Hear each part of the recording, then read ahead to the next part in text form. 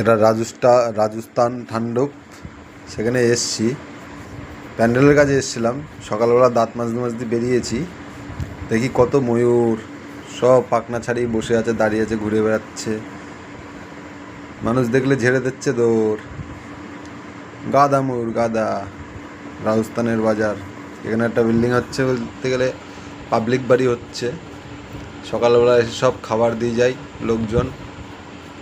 Heavy জায়গা, মরুভূমি জায়গা, ছোট ছোট গাছপালা, ময়ূরের গাদা, হরিণ। হরিণের ছবিটা দেখাতে পারলাম না, হরিণ মানুষের মধ্যে আসবে না।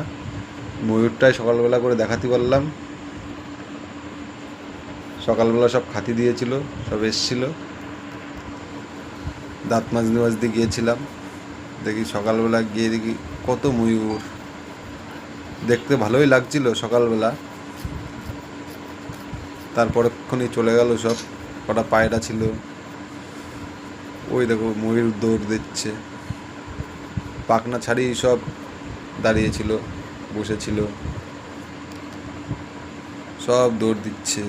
কত সুন্দর লাগছে, পাখনা ছাড়িয়েছিল এখন। এত সুন্দর লাগছে, ধারণার বাইরে।